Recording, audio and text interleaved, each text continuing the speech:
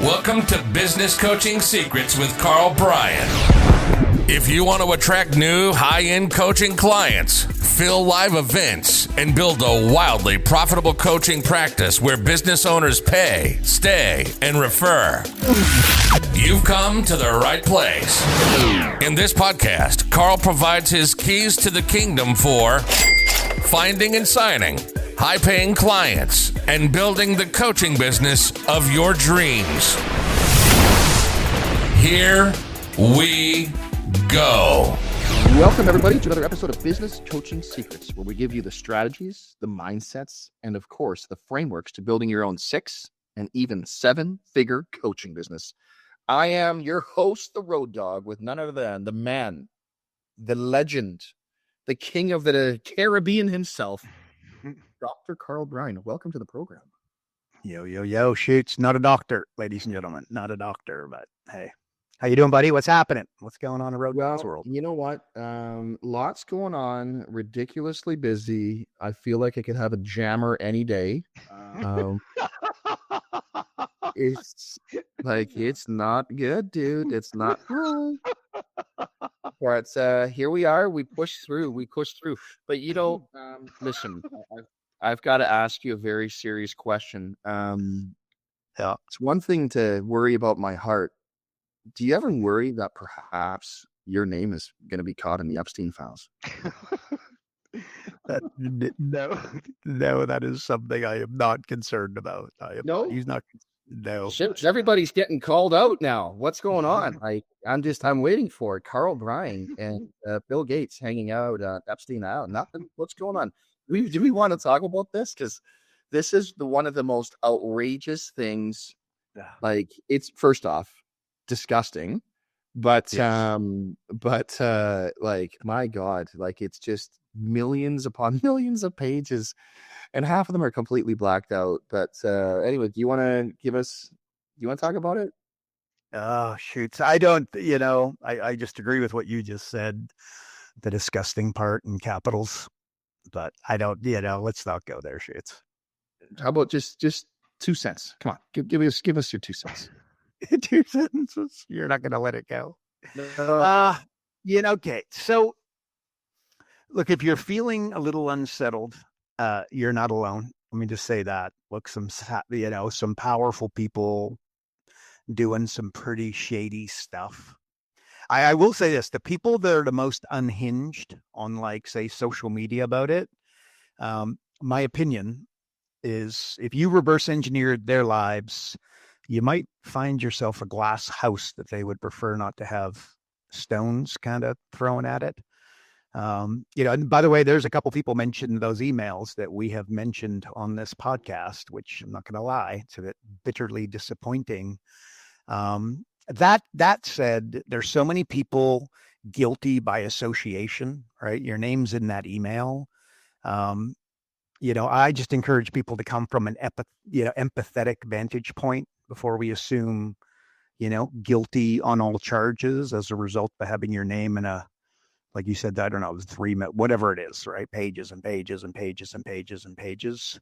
What if somebody went there, to the island for a legitimate business meeting, and did nothing? Like, just imagine, right? Maybe they're guilty of something, by the way. Maybe they're not, but come from an empathetic vantage point. These people have lives and families that have been wildly disrupted. Not to mention, the guy was a very powerful guy with loads and loads and loads of money, right? His charges, from what I've seen, and I am not an expert and I'm not going to become one, his charges seem to be swept under the rug. So not everybody that dealt with him knew the story. So if you want to get pissed off at anybody, get pissed off at the people that took his charges and kept them quiet. Like, this is front page news stuff, right? I don't think that it was handled in that way. Again, I'm not an expert. The people that allowed him to stay in a powerful position, despite the fact that he was guilty of what could only be called a heinous acts, and many of them. So if you feel a little bit unsettled, you're not alone. I'm with you. Road Dog's with you, no doubt. But shoots, I bring that back. Focus on what you can control, right? You want to get up in arms about something. look, let's get up in arms about something that we can impact. Like 90% of businesses in your area are going to go under unnecessarily, right? Think about them. Think about their families and what that means. That's something that we can control, right? They don't need radio advertising. They don't need a billboard. They don't need to be on the side of a bus, or at least I don't think so, right? They need a profitable operating system installed. They need an upsell, a downsell, a cross-sell. They got to control their costs on the way up so that their margins stay tight, or their margins, don't opposite of staying tight, expand. They got to, raise their prices by like 1.7% per quarter, over 7% per year. That's what McDonald's does. That's maybe what your client does, but the roofer, the butcher, the baker, the candlestick maker don't do it. You know what I mean? Like, I think you agree with me there. Like, we just got to focus on stuff we can control, and we can't control that one. And I can't see how anybody could go down that rabbit hole and not become a tad unhappy. So I just, let the powers that be deal with it and come from an empathetic standpoint to the best of your ability. And I understand that different people, different people are going to take it differently, and I'm with them. So that's all I want to say, Shades. It's brutal. Speaking of things I can't control, your rabbit holes. I cannot control your rabbit holes. Folks, we were having a good run last episode. Word association, good times. Everybody's favorite game show as part of the podcast. Word association. What does KB do? He ruins it, folks, by going down these deep rabbit holes, and I have to cut the segment short. You understand the difficulty of what I'm working with here, people? All right. I'd like to finish it up. I don't know how to keep you on task. I feel like I need a shot caller or something just to keep you in line, Shoots. But can we do a few more? Like, it's people, the fans love it. They actually demand it. So there you go. All right, sure. I'm gonna. Did you just say short? Okay. That should be a word association right there. Short. Karl Bryan. Next word. To-do list. Let's start there. To-do list. Okay. This is it. To-do list. This is it. Yeah. Okay, that's a good one. What would I say on to-do list? I would say that you are not getting your to-do list done today, and neither am I. So to keep adding to it is a bad idea. Remember, a real mentor can tell you what not to do. Isolate the 3 biggest things you need to do, right? So write your to-do list. And let's assume it's going to have 12 things. Go through those 12 things. Isolate the 3. The things that when you do this, it's going to knock over multiple things on that to-do list as an example. That's a wicked frame. But, just isolate the 3 most important things you need to do tomorrow and do it. Maybe you use an 80-20 mental model, right? Like, where's 80% of the value with 20% of the effort?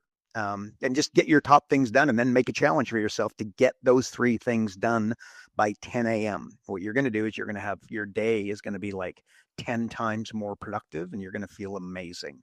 Like, when you go on a holiday, just how much do you get done on the Friday before you leave? And I don't need to be with you to know that it's impressive, right? Take that approach, right? Just start knocking things over. In fact, what you want to do, if you really want to feel productive and you want to feel accomplished, and progress equals happiness, right? Create a done list versus a to-do list, right? And then stop talking about what you're going to do and talk about what you have done. Remember, people are more impressed by your work ethic than they are by your success.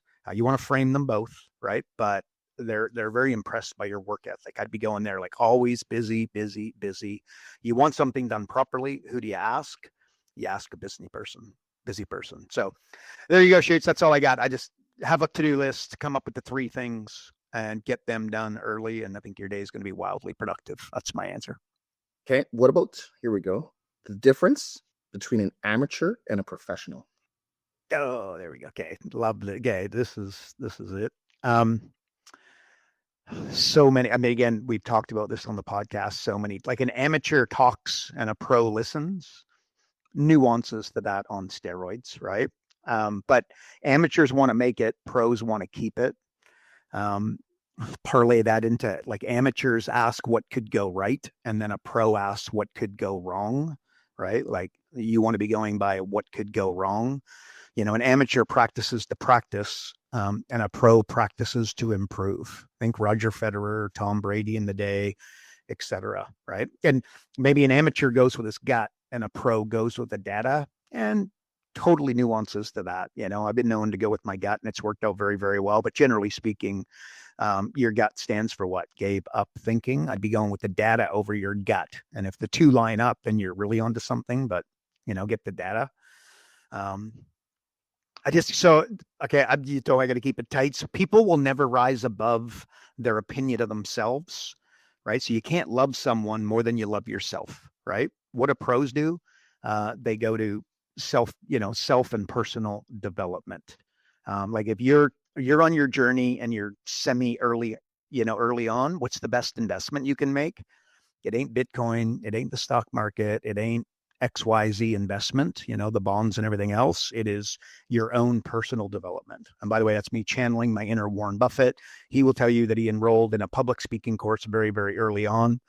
And he says that was an absolute needle mover for his career and one of the best things he ever did.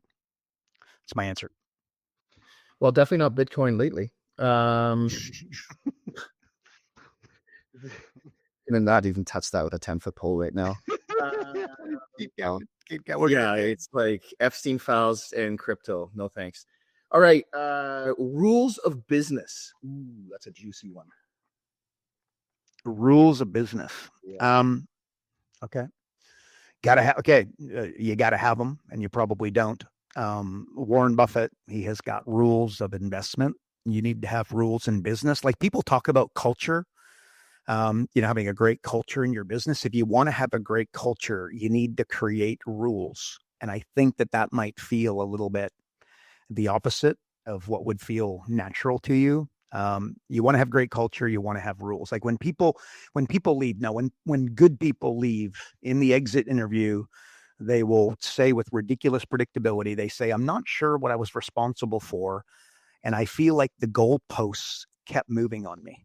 Right. So, and Warren Buffett, right. He's got 2 rules of investing. What are they? Rule number 1, don't lose money. C rule. And rule number 2 is C rule number 1. Right. Sounds again like a throwaway line. It is so far from a throwaway line. If you haven't read the book, Money Master the Game by Tony Robbins, and you love Tony Robbins, you don't love Tony Robbins, completely irrelevant. In my opinion, the man is a billionaire.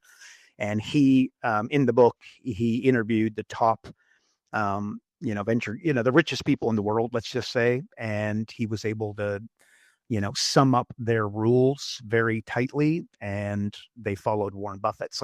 And by the way, so I took those 2 rules, Warren Buffett's, and I thought, could I create 2 rules of business? Like that's tight, right? And I couldn't get as tight as Warren Buffett, but what we come up with is that rule number 1 is to get clients. Rule number 2 is to keep clients. That is Ford, that is Coke, that is Pepsi, that is Tesla, that's Nvidia, that's Amazon. You got to get clients and you got to keep clients. That is your business coaching company. And by the way, which rule is more important than the other? Obviously, you got to get them to keep them, but rule number 2 is significantly more important than rule number 1. You got to keep them. And then, by the way, the rules of coaching, we talked about that a lot. I used to always say, little red arrow, you are here. And then the destination, right? So think New York and LA, you jump in a plane and they know exactly where they're going. They give you GPS in your car. So the way that I would explain it is that I've simplified it, I think, and I create a starting line and a finishing line. That's it. If you can cleverly and in a high level way, create a starting line for your client, and then in a high level way, you can create a finish line, which, by the way, the hardest thing you'll ever do is ask yourself, what do I want? And to help your client isolate that, very difficult to do. Sounds easy, very difficult. But if you create a starting line and a finishing line, you're magic, right? Like the Olympics are coming up. World records are going to get knocked over left, right, and center. Why do I know that? Because people are jumping on the ski hill with a starting line and a finishing line, then they know exactly what they got to beat, right? And okay, so rule, I hope that, yeah. So, if I'm coaching you, I create a starting line and a finishing line, and then the coaching is the line in between. And quite frankly, it becomes really, really obvious as to what we got to do, what we got to work on, what level 1, level 2, and level 3 priorities are. Right. And I'm almost done, Jude. So I just want to parlay that into 3 laws. Like, there's 3 laws of real estate. What are they? Location, location, location. Should be, okay, well, are there laws of business? Yes, it would be profit, profit, profit. Profit's the domino that knocks over all the other dominoes. And then I will let you use your instincts to know, like, is the roofer, the landscaper, butcher, baker, candlestick maker spending time staring at their profit margins? And your instincts are correct. It is a hard no. So that's my answer. Rules of business. Great question. And I hope people understand the impact of that. Critical. So I'm going to give you a little runway on this next one because I feel I just know it's a very good one, and I do not want. Oh my God, I'm going to regret saying this. I don't want you to come up short on this one. My God. Okay.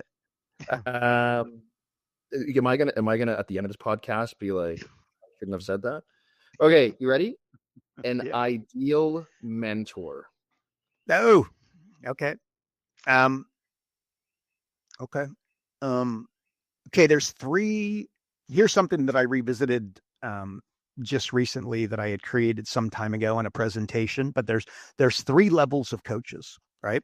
So what are they? The hider, which is the bottom rung.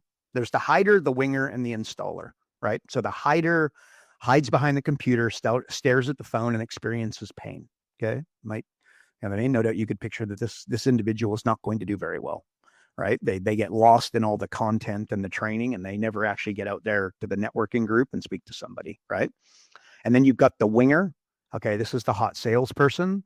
And what do? They wing their opening, they wing their close, they wing the appointment, they wing their elevator pitch when they go to the networking function, right? And unfortunately, what they do is they wing it with their clients. Sometimes it works, sometimes it doesn't. But at the end of the day, they're not working off a system and step by step. You know what I mean? They're not working off railroad tracks. They're working off kind of more hopium, let's say. And then you've got the installer. Okay, what's the installer do? This installer has got an operating system that they are installing. They know the A, the B, the C, the 1, 2, 3, the paint by numbers kind of roadmap that they're trying to follow. And then what happens is the winger does get clients. The hider doesn't get any clients. The winger gets clients, keeps them for 3 months, and then loses them and wonders what happened. And then what ends up happening is they don't come back. But you know what they end up looking for? And you know who they end up signing up with? And you know who they end up paying for, like, not 3 months, but 3 years, if not 9 years, 10 years, is the installer, right? So translation, you really want to become an installer. You got to be following. And of course, there's nuances, right? You over systematize it, then that's not going to work either. But at the end of the day, you got to have a system that you're installing.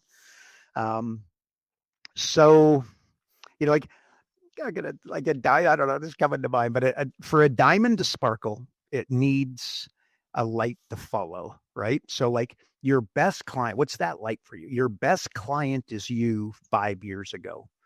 Why? Because you know the path that they're facing, right? You know the speed bumps, the icy roads, the warning signs, the yield signs, the big yellow, watch out for this. And what is that? Like, anybody, we just talked about a to-do list. Like, anybody can expand an already too long to-do list, right? Remember, should have started with, a real mentor can tell you what not to do, right? You don't need more motivation. I'd say what you need is you need less options. That's for you. That's for your clients, because it can go in any bloody, if you allow your coaching sessions to just kind of run, I don't need to be with you to know that you're going to fall under the winger. There's just not a lot that's going to get done. Like, there's a crazy stat from Morgan Housel. And he wrote The Psychology of Money, which I just love and I highly recommend. But it's that if your neighbor wins the lottery, the chances of you going bankrupt go through the roof, right?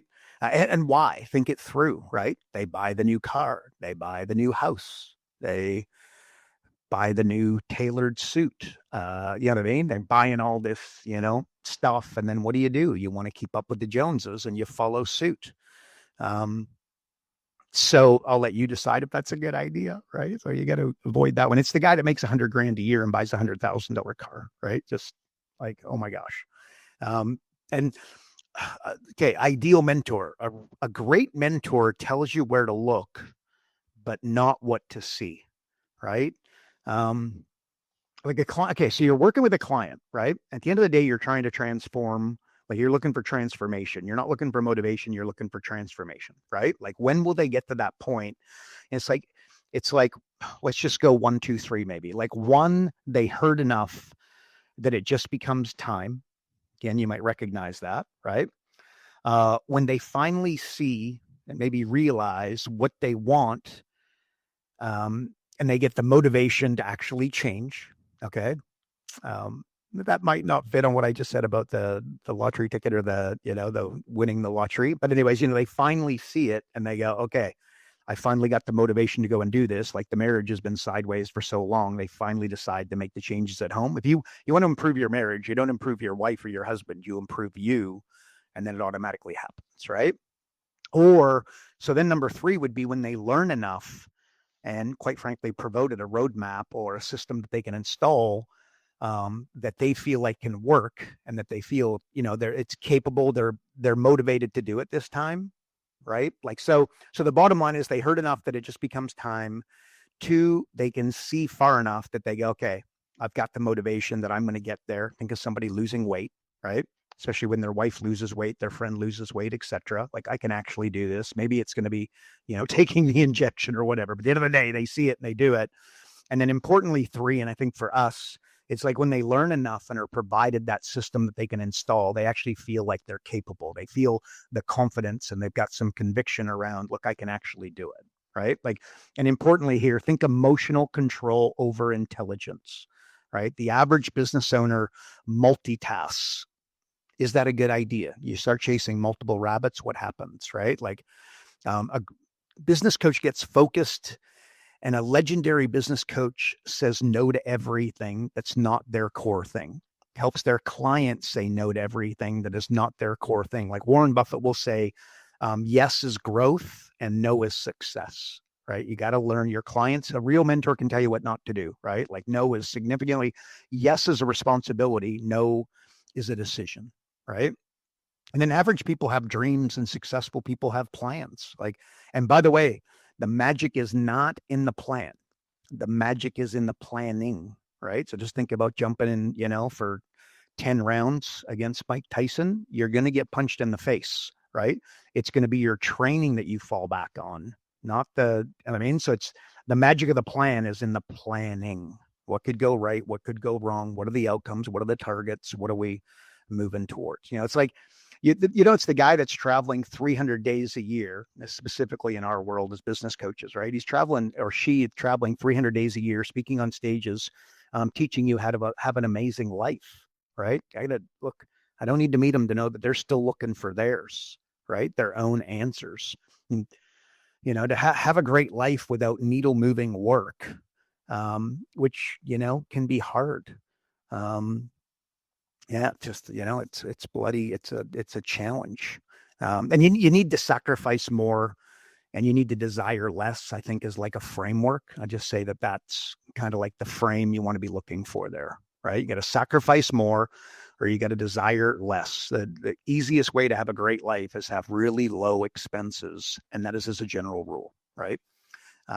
Guess why? The gap between 0 and 500K and 500K and 5 million or 5 million and 50 million, it's not hustle, it's priorities, right? So my question is like, what are your priorities? What are your clients' priorities? How are you getting them in line? And I got to tell you, I follow profit. Profit's a domino that knocks over all the other dominoes. And they're not spending 2 seconds thinking about it.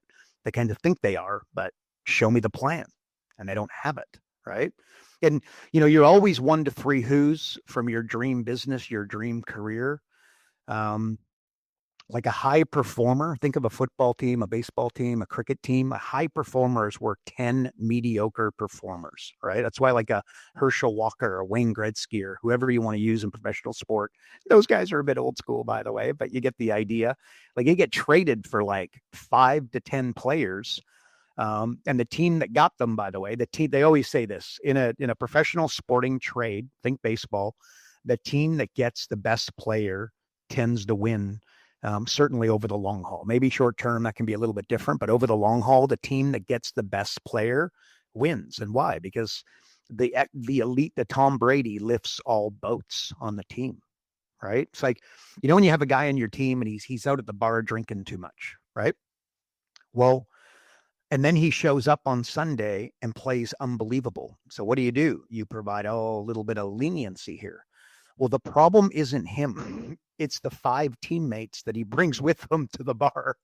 Okay. And they don't have the same superpowers. They don't have the same elite talents. They can't just do it with a headache and a hangover. Right.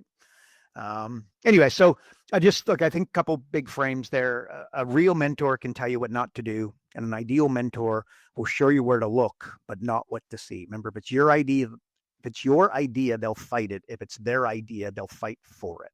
Right? That's like, women want to be adored and men want to be admired. Maybe respected might be the other word there for men, right? But women want to be adored. Okay, well, adore them.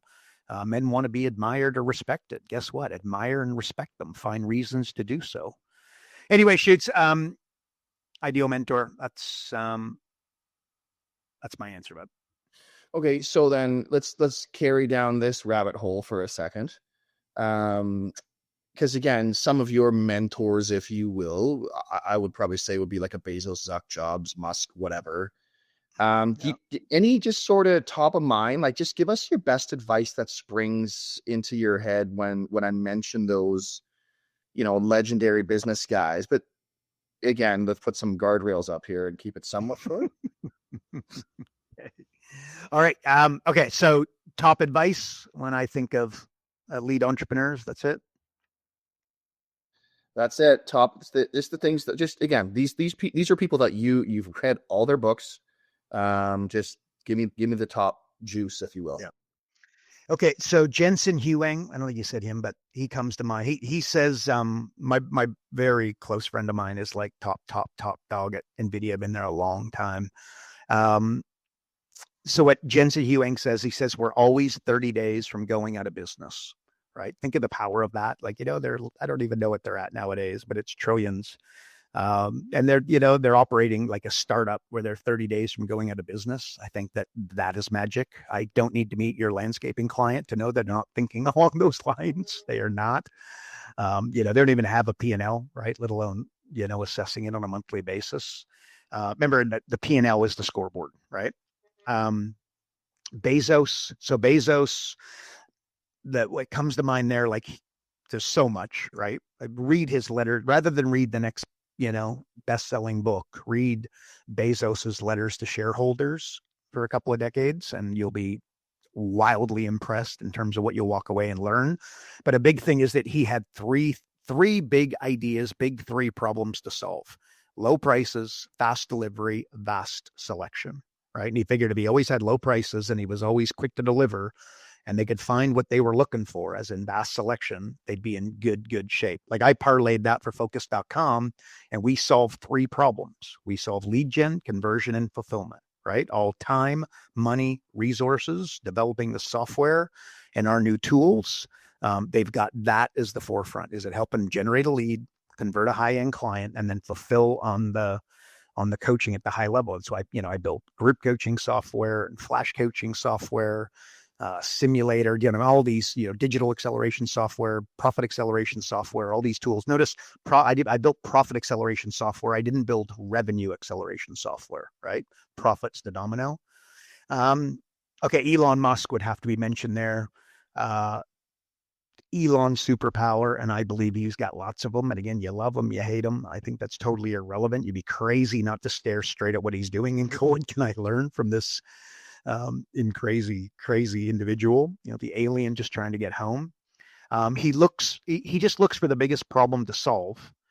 And then I believe that he says something, this might be me, but like fundamentally, he says the bigger the problem that you solve, the bigger business you're going to be able to build and the more money that you're going to make, right? Like the bigger the problem and the more people that have it, the more success is going to fall on the other side of that, right? Like, okay, so you say to me, okay, for the business coaches, what would I parlay that into? What's the learning? It's like advertising doesn't work. What percentage of the time? I'll let you answer. Okay, let's just assume you said 80%, and it could have been far higher than that.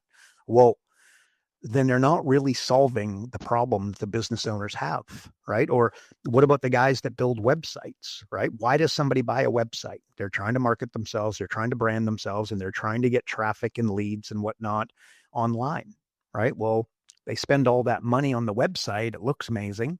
But the real problem is not being solved.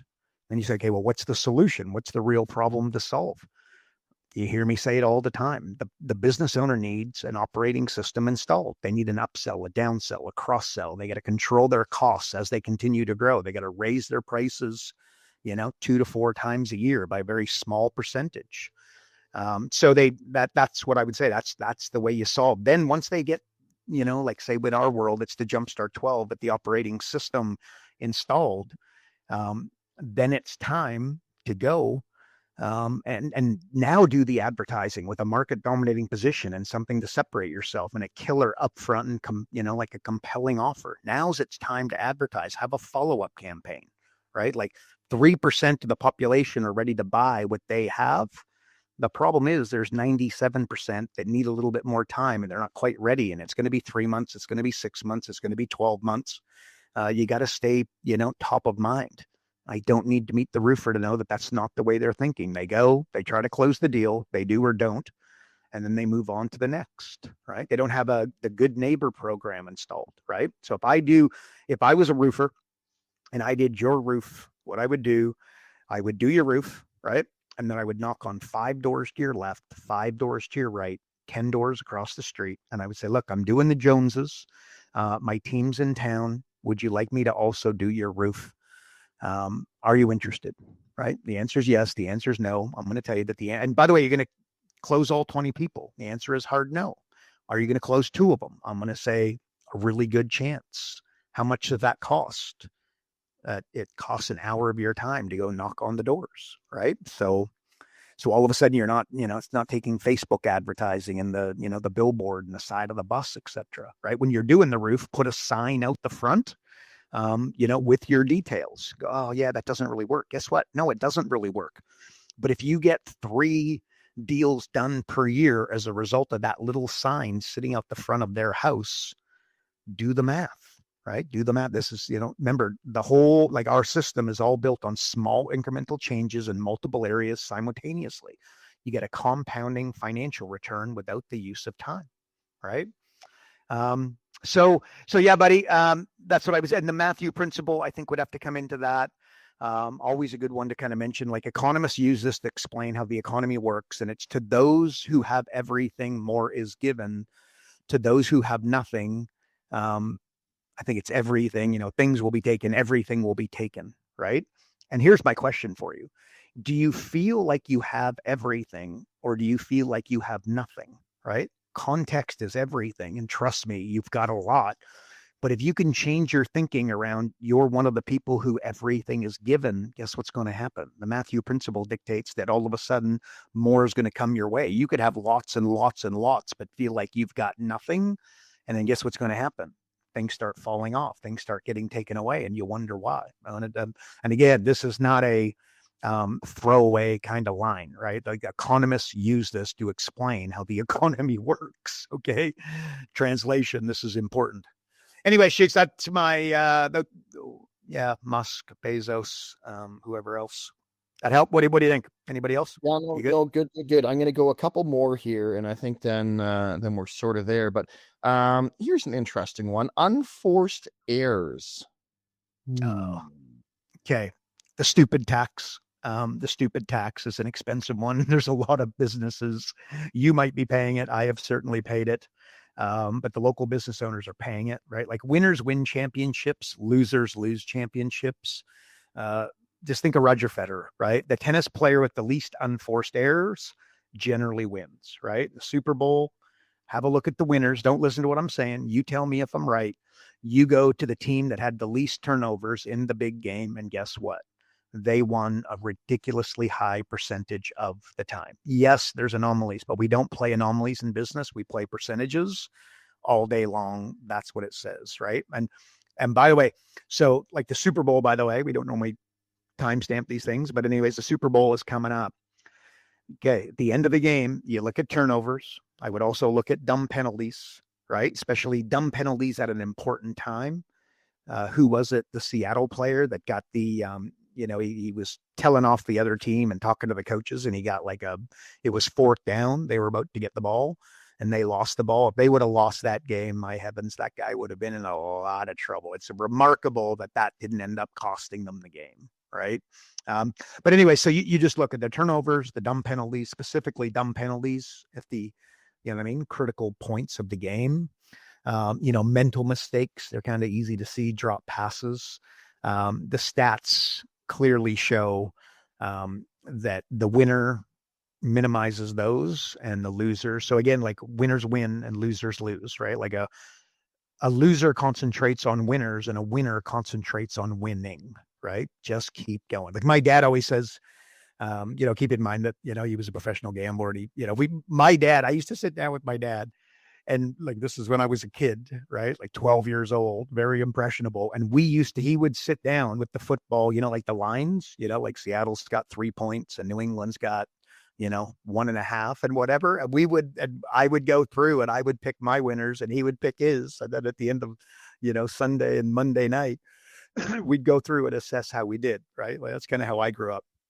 But anyway, so my dad, he says, there's 100 reasons to fumble the ball, but not one of which is good enough, right? Like you got to hold on to that bloody ball. And why? Because when you fumble the ball, bad things happen. One of our clients is Lee Woodall. He's a bit of a legend in the, he won a Super Bowl and multiple All Pros. I don't think he's in the Hall of Fame, but he's a bit of a legend, good friend. But anyway, so he knows that world far better than I ever will. Anyways, okay, I get Unforced. I'm going a bit long, but business owners, a thing that they think 80-20, right? Like there's 20% of their clients that bring in 80% of the revenue, right? Well, do these people have a lack of support? That wouldn't be a good thing, right? They give all their time and attention to the squeaky wheel, get in the oil, right? Like the 80%. Is that a good thing? It's not a bad thing. It's a horrific thing. It's the stupid tax. That's not the stupid tax, but it falls under the stupid tax, right? You're going to start to pay it. And by the way, so I say that, here's the bigger problem. They've never taken the time to do an audit of their clients to isolate the 20% that are spending 80% of the revenue. So I'm working with your client. You're working with your client. Guess what? One of the first things you should be doing is isolating those 20%. Remember, 80-20 is a mental model. They're not getting away from it. You're not getting away from it. Road Dog's not getting away from it. It's that simple. That's thing in California, like there's a lot of people leaving California for places like Texas and Florida. By the way, maybe I'm wrong and I'm happy to be it. I love California. I think it's a great place. I love the weather. San Diego, one of my favorite places on earth. Right. But I got to tell you, I think they might be making some errors and driving some of their ideal people out, namely, like the billionaires. So that's what but Federer, I just want to go to tennis for a sec. Like Federer just had the Australian Open. Federer only won. Like if you look at the stats, and I don't know exactly what they are, and I might be a little bit off, but I'm close. Like he won, if you look at the points that he won like 55% of his points, but he won 80% of the matches. And you go, how the heck could that be?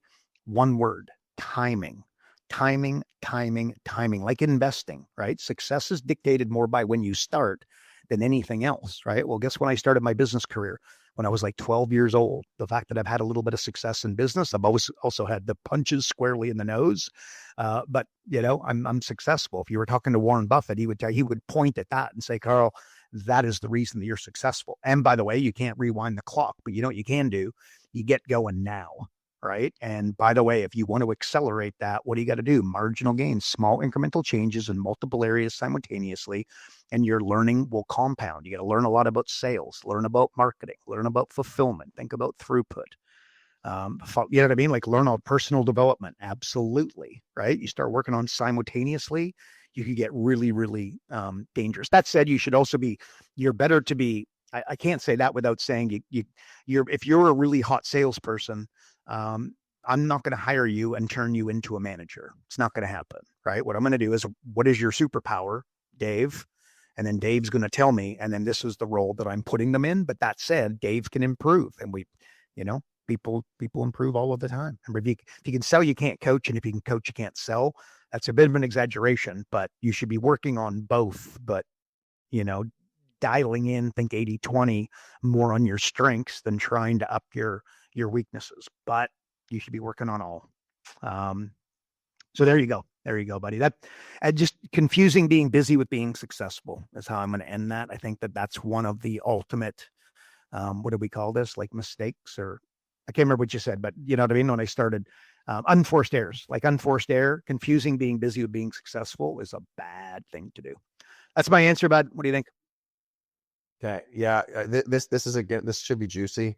Why do most coaches fail? Oh, geez, okay. No feedback on the last one, Shoots. I was expecting, yeah, that was awesome. No such luck. Going, got to keep a tight schedule here. Shoots. There's more I want to get through, and then All right. I don't need you going. There's one in particular I really want to get to, so let's keep Okay. it going. This is Road Dog saying, just start talking, dude. Okay. What'd you say? Why do most coaches? What was it? Yeah. Why does So the people- podcast fail? I mean, sorry. Why do most coaches fail? Thank you. There you go. Okay. The same reason that realtors and chiropractors and dentists fail, they're half pregnant, right? I often tell the story of Mel Fisher, found $100 million treasure off the Florida Keys, right? That's the good news, right? He found $100 million treasure. Awesome. Took him 17 years, right? And by the way, if you haven't made a movie about the guy, reasonably famous story, and you might have heard me talk about it before, right? At the end of the day, it was filled. Who's going to follow? How many people follow through for 17 years on something, right? Most coaches, they don't look far enough ahead, to 17 days, let alone, 17 months, 17 years, right? And by the way, how to do it, the story of Mel Fisher, 3 core beliefs. Is it there? Am I the one that's going to find it? Will it be worth it? And will it be worth it being the most important, right? So I would ask the same of you as a new coach who doesn't want to go, belly up and end up back in gainful employment. Are the business owners there? Are they going to choose you, and should they choose you? Remember your identity. Like, what do you deserve? You got to, if you don't think that they should choose you, I'm going to give you the red hot tip. They're not going to, right? So will you be the one that they will choose? And then so importantly, number 3, is it going to be worth it? Right. And it is. You crack the code on business coaching and you become semi-retired for the rest of your life. I used to do some training on social media, and it was like, why do coaches fail at social media or something to that effect? And the biggest mistake, number 1, was very simply that they spend all their time online hanging out with other coaches. Who do you got to spend your time with? Yes, like a community is a good idea. We've got a big one, right? But really what you got to do is you got to spend 20% of your time with other coaches and, collaborating. And then you've got to spend 80% of your time in places online where your ideal client is. Most people don't do that. But that's what I'm going to say. It probably go a lot deeper than that, but that'll do.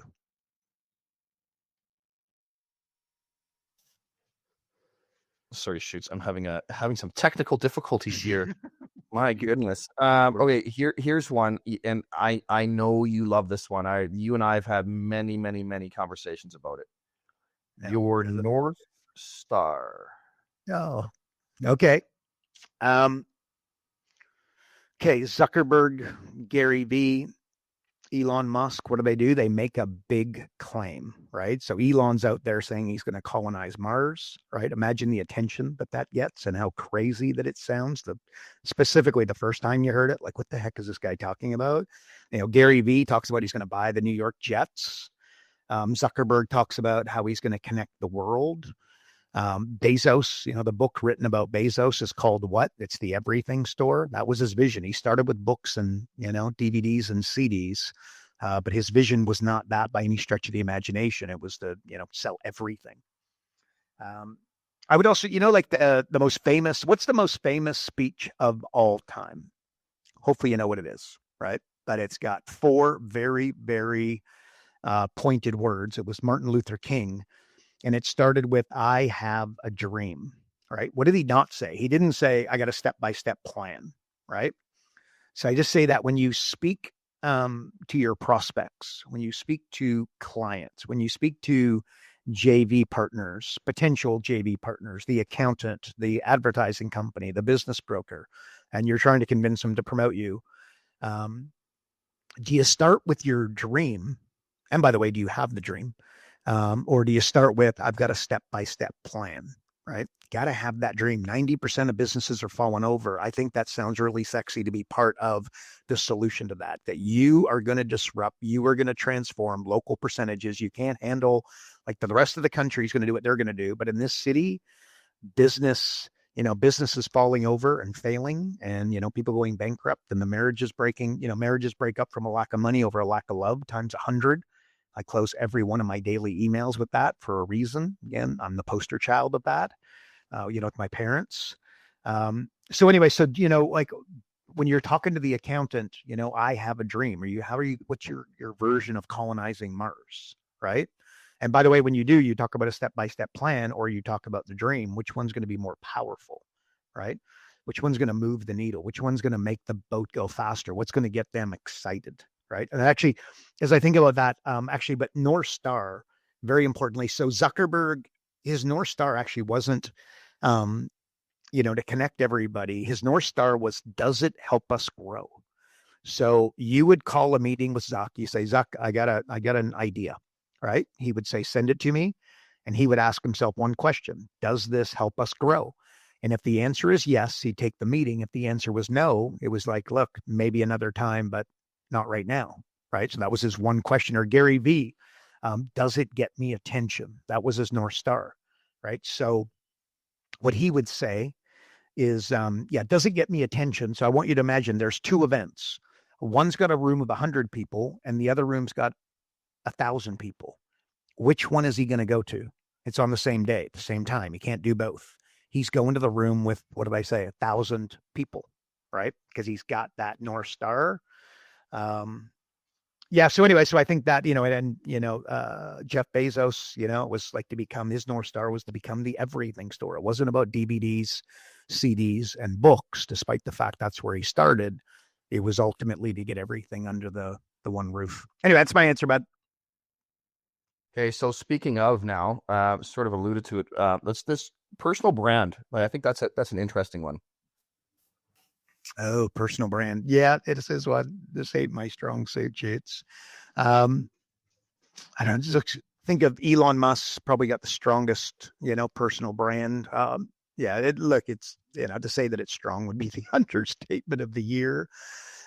Just think like social media's got hundreds of millions of viewers at any one time, right? Guess what? It's free. Is it going to be free forever? I dare say not, right?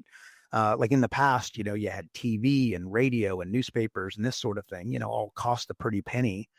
Like I got my career started, I had a coupon book. I was like 18 years old, right? Now you have like 1 million plus audience every second of every day. Like I think a good frame there's like in one season, Mahomes went from rookie and totally unknown to become MVP over none other than Mr. Tom Brady, right? Like how did he do that so quick?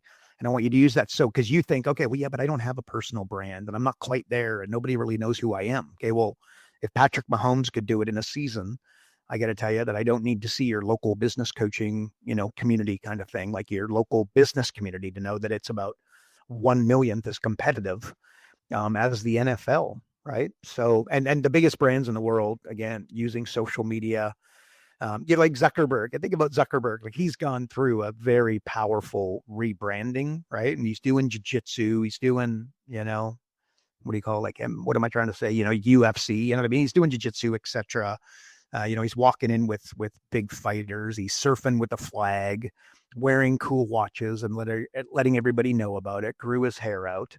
So you know what I mean? Like, again, he's gone through a pretty wild transformation. Am I going to put you, are you going to be in Zuckerberg's category? I'm going to dare say not. I certainly am not.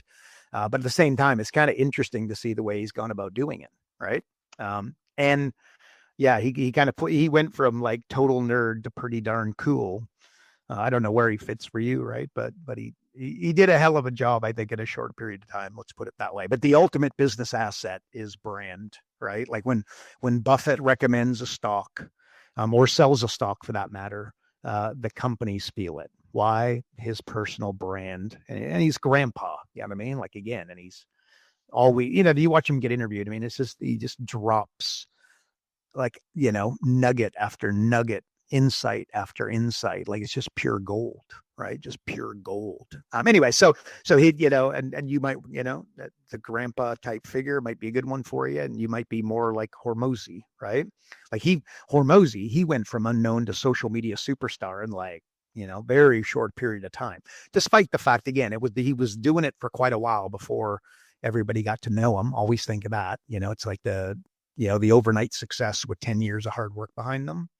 Like Gary V, he went from wine guy to business guy in like no time flat. And you don't need to do it at scale or feel intimidated. You don't need to follow, spend millions of dollars on Facebook ads, etc., and build this massive team. Like, just think like you could make a dent in your local community easily using social media. By the way, direct sales, so you need a coaching client now. This is not the way to do it, right? So this is marketing is the slow path to profit. Direct sales, going to the networking function, picking up the phone. That's the way you're going to get clients short term. If you want to get clients immediately, social media is not the place to go, very importantly, right? But locally, let me tell you, social media, nobody's really doing it at a super high level in your city. I can almost guarantee it. And again, if they are, look, follow their lead and do the same damn thing.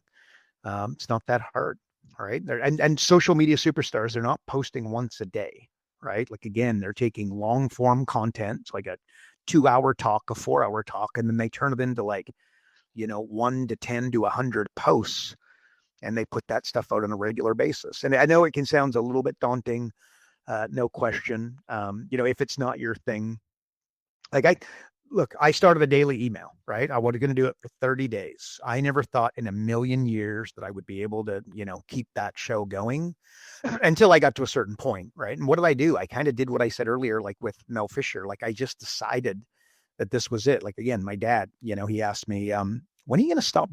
I used to read the email to my dad every night. I don't do that so much anymore. I read to my poor wife and daughter. But anyway, so they, my dad, he asked me, he goes, so when are you going to stop doing this? He's like, this is a lot of work. And I'm like, never. I remember he's like, oh my gosh. He's like, okay, let's just leave that one there. And guess what? I don't know where I'm at, but I'm at like, I don't even know what I'm at, but I'm at 1,500 daily emails. So again, what did I do? 30 days, bite-sized chunks. How do you eat an elephant one bite at a time? I did the first email, the second email. I just committed to it. Took me an insane amount of time initially, but you just got to get started, right? I remember like guys like Tony Robbins, right? He gets paid for who he is, not what he does, right? Tony Robbins gets paid for who he is over what he does by like multiple of 100, maybe significantly more, right? Or maybe you've heard that it's not what you know, it's who you know. That is categorically incorrect, in my opinion. It's who knows you, right? It's like your real competition. Actually, this is a Grant Cardone quote. I don't know what it is, but he says something to the effect of, your competition isn't the other business coaches. Your competition isn't the other accountants and the other folks selling advertising or, trying to help people grow businesses. Your competition is people not knowing who you are. That he doesn't care if people are saying good things or bad things. He just wants them talking about him.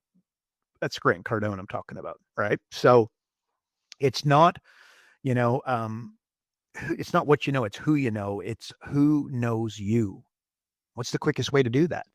Pick up the phone, start introducing yourself. You got to get, to the networking functions, not just, B&I, but the higher level, the golf course, the yacht club, the higher level events. And those events are out there for sure. So there you go, bud. That's what I got. What do you think? Okay. So in dread of this going over an hour, because that's what we're cusping upon here, but I really wanted to get to this one. Your favorite book of all shoots. What? I got to know your thoughts. The Secret. The book, The Secret. Yeah. Oh, yeah. It's a good book. I'd read it. You got to watch it with a grain of salt. Like if you sit on the side of your bed and say, more money is coming my way, more money, more money, more money, more money. A bag of money is not going to fall from the roof and land on your head. I'll give you the red hot tip. Like the guys who wrote The Secret, what do? They went from town to town, to city to city, to state, to country to country, promoting the book and the movie. Right. So the word, my frustration with that book is a little word that is missing, and it is called action. Right. No action, no result. I'm sorry. Like what you're focused on will multiply. Right. So you focus on your problems, you're going to have more problems. You focus on the fact that nobody has any money, more people with no money are going to show up. You focus on everyone wants me just to do it for them. That's what you're going to attract, right? You got to focus on the positivity. And you focus on the positivity, what's going to happen? More positivity is going to come your way. You focus on big results with big clients, guess who's going to show up? You talk about your dream, you start talking at it. In order to act big, you got to talk big, not in a bombastic, pound your chest way. Here's what I'm doing. Here's the people that I'm impacting. This is the transformation. This is the change. This is what I'm about. This is what I'm going to do to statistics locally in our town, in our city, in our state, maybe in the country, right? Start talking big in order to start taking big actions, right? Like your focus multiplies what's around you. And that is, well and truly proven. And that's a bit like from, the book. It's been a long time since I read the book, by the way. Like you don't attract what you want, you attract who you are. We talked about identity over the last few weeks. That's kind of saying the same thing, right? Like I remember I bought a custom Jeep off of Facebook, right? You remember this one. And I remember so the problem is the car was on the other side of the country, literally. Right. And I'm like, oh my, when I saw this Jeep, like I'm talking, think the coolest Jeep you've ever seen. Like it is like Kelowna, where we lived in Canada, like it's known for its Jeeps. And I heard time and time again that this is the coolest Jeep in the city. Right. So just translation, it was a really cool Jeep. Right. So what do I do? Like when I saw it, I was like, oh my God, I don't think I can live without this Jeep. And by the way, I was looking for custom Jeeps online. So of course they targeted me with the advertising, yada, yada, yada. You know how that one goes. Anyways, and I asked the guy, I said, let's do a video call. And he showed me the Jeep. I saw it and I bought it on the spot. The guy, he really couldn't believe it. He's like, holy cow. Okay. So I guess we got to put it on the back of the truck and get it there. But so Warren Buffett makes hard decisions fast, right? Guess who comes into his life? People who make hard decisions fast, right? So life is just a mirror. So if you're the person that can't make a buying decision, I promise you, this might sound a little hairy-fairy. I promise you it's the furthest thing from. If you can't make fast buying decisions, you will not attract people who make fast buying decisions. If you are not willing to spend real money on a coaching program, you will not attract real people to spend big dollars on a coaching program. It's be, do, have stuff, right? People who complain a lot attract a lot of people who complain, right? Just look at Facebook, look at some of that stuff that maybe we talked about at the very beginning of this. Focus on what you can control. Don't focus on things you can't control. That said, sometimes you got to take a bloody stand, and I'm all for that and go for it, but just make sure that your time, your attention, and your focus is dialed in on things that you can control. And I don't think you're going to have any control over, the U.S. government and the judicial system, et cetera. So anyway, so I would just think about that. I